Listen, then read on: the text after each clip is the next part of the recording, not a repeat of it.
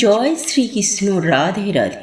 নমস্কার বন্ধুরা, সনাতনী পম্পা ইউটিউব চ্যানেলে আপনাদের সকলকে জানাই স্বাগত। আশা করি আপনারা সকলেই ঈশ্বরের কৃপায় ভালো আছেন, সুস্থ আছেন।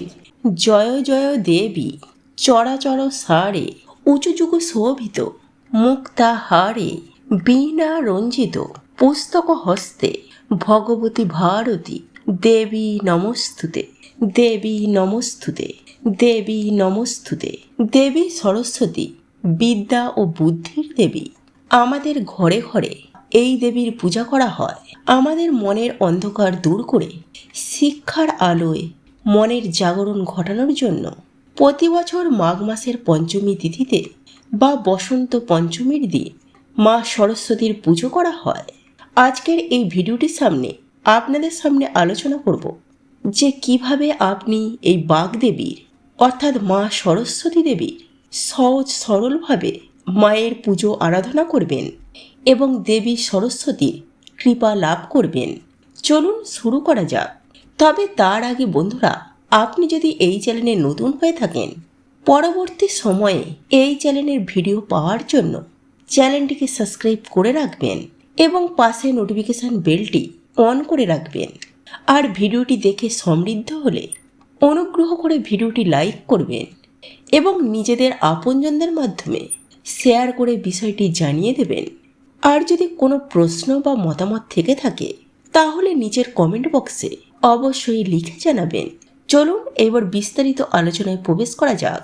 বন্ধুরা, সবার প্রথমে আমি আপনাদেরকে জানাবো এই বছর 1431 বঙ্গাব্দ 2025 সালে এই বসন্ত পঞ্চমী কবে এবং কখন পড়েছে এবং সব থেকে গুরুত্বপূর্ণ সরস্বতী পুজো আমাদের কোন সময়ে করা প্রয়োজন। কারণ বন্ধুরা, এই বছর সরস্বতী পুজোর দিন নিয়ে অনেকেই দ্বিধাগ্রস্ত।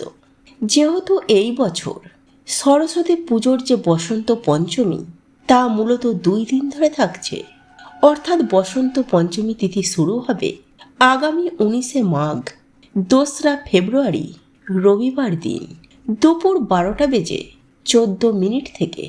তাই বন্ধুরা, রবিবার দিন যেমন দুপুরের পর থেকে সমস্ত দিন জুড়ে বসন্ত পঞ্চমী থাকছে, পাশাপাশি এই বসন্ত পঞ্চমী পরের দিন অর্থাৎ 3রা ফেব্রুয়ারি 20 মাঘ সোমবার দিন সকাল 9টা বেজে 59 মিনিট পর্যন্ত থাকছে।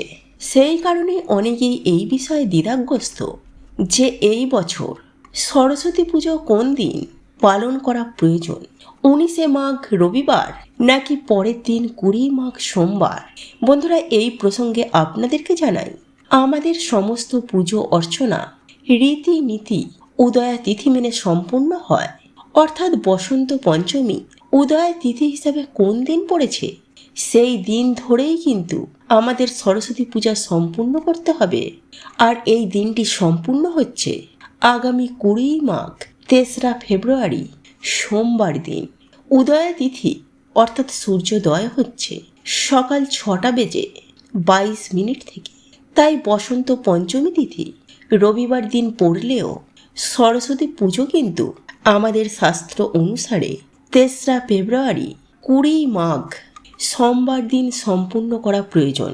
তবে বন্ধুরা, সোমবার দিন সকাল 9টা বেজে 59 মিনিটের মধ্যে সরস্বতী পূজা সম্পূর্ণ করা প্রয়োজন, কারণ এরপর কিন্তু আর বসন্ত পঞ্চমী তিথি থাকছে না।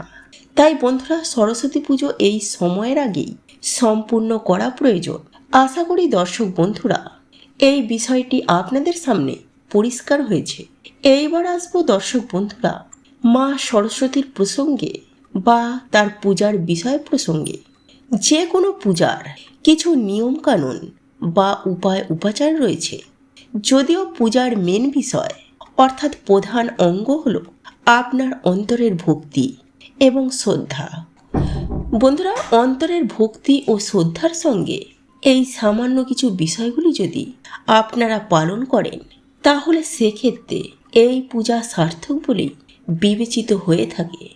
বিদ্যা ও বুদ্ধির দেবী দেবী সরস্বতীর ক্ষেত্রেও কিন্তু এর ব্যতিক্রম নয়। সৃষ্টিকর্তা ব্রহ্মার সহধর্মিণী এবং বিষ্ণুপত্নী লক্ষ্মী ও মহেশ্বর জয়া পার্বতীর সঙ্গে একযোগে ত্রিদেবী নামে পরিচিত দেবী সরস্বতী।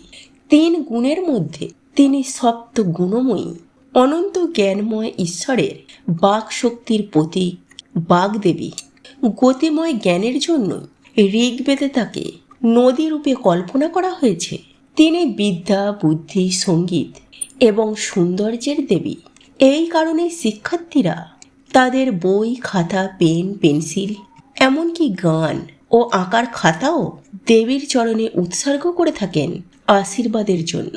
খুব সহজ সরলভাবে দেবীর কৃপাধন্য পাওয়া সম্ভব, আর এর জন্য বিশেষ কিছু উপাদানের প্রয়োজন। জানা না থাকলে পুজো অনেকটা অসমাপ্ত থেকে যায়। তাই দেবীর পূজার শুরু হওয়ার প্রারম্ভেই দেখে নিন যে প্রয়োজনীয় সামগ্রিক এবং বিষয়বস্তু আছে কিনা। দেবী সরস্বতী পূজার জন্য যে সমস্ত উপাচারগুলির প্রয়োজন তা হলো সাদা কাপড়, পলাশ ফুল, 1 প্রকারের সাদা ফুল, আম্রপল্লব, বেলপাতা, কাঁচা হলুদ, সিঁদুর, চাল, ধান, দূর্বা, 5 ধরনের ফল, তার মধ্যে কুল ও নারকেল অবশ্যই কিন্তু প্রয়োজন। এর সঙ্গে একটি কলস, সুপুরি, পান পাতা, ধূপকাঠি, প্রদীপ, দুধ, খাগের কলম এবং দোয়াত। এর পাশাপাশি কিছু বই খাতা এবং হারমোনিয়াম যদি থেকে থাকে বা অন্য কোনো বাদ্যযন্ত্র থেকে থাকে বাড়িতে, সেগুলিও দেবীর সামনে রাখুন। এই সমস্ত সামগ্রিক অবশ্যই আগের দিন জোগাড় করে রাখবেন। এরপর সরস্বতী পুজোর দিন সকালবেলা ঘুম থেকে উঠে স্নান করার নিয়ম। এই দিন অবশ্যই সকালবেলা স্নান করা প্রয়োজন, কারণ সমস্ত পূজার ক্ষেত্রেই এই বিষয়টি একেবারেই কমন। স্নান করার পর পুজো সম্পূর্ণ করা প্রয়োজন। বিশেষ করে এই সরস্বতী পূজার ক্ষেত্রে পুষ্পাঞ্জলি দেওয়ার জন্য সকালে স্নান করা আবশ্যক। স্নানের জলে এই দিন নিম পাতা ও তুলসী পাতা দেওয়ার নিয়ম আছে, এতে জলের শুদ্ধিকরণ ঘটে। এছাড়াও স্নান করার আগে মুখে এবং গায়ে যদি নিম ও কাঁচা হলুদ বাটা আপনারা একটু মাখতে পারেন, সেক্ষেত্রে আরও ভালো হয়। এতে আমাদের দেহে শুদ্ধিকরণ ঘটে এবং শরীরের কোনো ইনফেকশন থেকেও এর মিশ্রণ রক্ষা কবচ হিসাবে আমাদের শরীরে কাজ করে। স্নান করার পর যে বস্ত্র পরিধান করবেন, সেই বস্ত্র যদি সাদা বা হলুদ রঙের বস্ত্র হয় তাহলে সেক্ষেত্রে সব থেকে ভালো, কারণ দেবী সরস্বতীর প্রিয় রং হলো সাদা এবং হলুদ। যে কারণে আপনি লক্ষ্য করে দেখবেন অধিকাংশ ক্ষেত্রেই দেবী সরস্বতীর বস্ত্র হিসাবে এই দুটি রঙের মধ্যে যে কোনো একটি রং থাকে। এরপর প্রথমে পুজোর জায়গাটি ভালো করে পরিষ্কার পরিচ্ছন্ন করে মুছে নিয়ে একটি ছোট জলচৌকি বসাতে হবে, তবে এটি আবশ্যক নয়। এরপর একটি সাদা কাপড় পেতে দিতে হবে তার উপর। তারপর দেবী সরস্বতীর মূর্তিটি এর ওপরে স্থাপন করতে হবে। দেবীর মূর্তিকে ফুলের মালা পরিয়ে সুসজ্জিত করে এবং পুজোর স্থানে ভালো করে হলুদ, সিঁদুর এবং চাল দিয়ে আলপনা দিতে হবে। আপনি এই আলপনার কাজটি আগের দিন সেরে রাখতে পারেন। এছাড়াও উক্ত স্থানটি ফুল দিয়ে সাজিয়ে দিতে হবে। বই, খাতা, পেন, পেন্সিল, এমনকি যে কোনো প্রকারের বাদ্যযন্ত্র, এক্ষেত্রে বাড়িতে যদি কোনো হারমোনিয়াম থাকে তাহলে সেক্ষেত্রে আরও ভালো। এই হারমোনিয়াম বা অন্য কোনো বাদ্যযন্ত্র ঠাকুরের মূর্তিটির পাশে রাখতে হবে এবং সেখানেও ফুল দিয়ে সাজিয়ে দিতে হবে। কালীর দোয়াতগুলিও দুধ দ্বারা পূর্ণ করতে হবে এবং তাতে খাগের কলমগুলি রাখতে হবে। এই কালীর দোয়াতগুলি ঠাকুরের মূর্তির সামনে রাখতে হবে। এবার কলস বা ঘট জল পূর্ণ করে তাতে প্রথমে আমের পল্লব রাখতে হবে, তার উপরে পান পাতা রেখে একটি সুপারি রাখতে হবে। এরপর ফুল এবং দূর্বা রাখতে হবে। দেবীর মূর্তির পাশে যদি একটি গণেশ ঠাকুরের মূর্তি রাখতে পারেন সেক্ষেত্রে আরও ভালো হয়, তবে এটা সম্পূর্ণরূপে আবশ্যক নয়। এরপর পূজা আরম্ভ। প্রথমে ফুল ও বেলপাতা দিয়ে গণেশ ঠাকুরের চরণে তা অর্পণ করে পূজা আরম্ভ করতে হবে, কারণ আমাদের শাস্ত্রে বর্ণিত আছে যে কোনো পূজার আরম্ভেই কিন্তু গণেশজিকে আরাধনা করতে হয়। যদি গণেশের মূর্তি থাকে তাহলে সেক্ষেত্রে তার পায়ে অর্পণ করবেন, আর যদি না থেকে থাকে তাহলে মনে মনে স্মরণ করে আপনি গণেশজিকে ফুল এবং বেলপাতা অর্পণ করতে পারেন।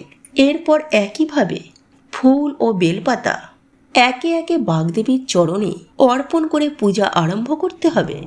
এর সাথে দেবীর পুজো আরাধনার মন্ত্র উচ্চারণ করতে হবে। এই মন্ত্রগুলির জন্য নির্দিষ্ট বই আছে, যেখানে পূজার সমস্ত নিয়ম আপনি নিজে থেকেই জানতে পারবেন। এরপর ধূপ ও প্রদীপ জেলে ফল, মিষ্টি ও নৈবেদ্য অর্পণ করে এবং সবশেষে পুষ্পাঞ্জলি দিতে হবে।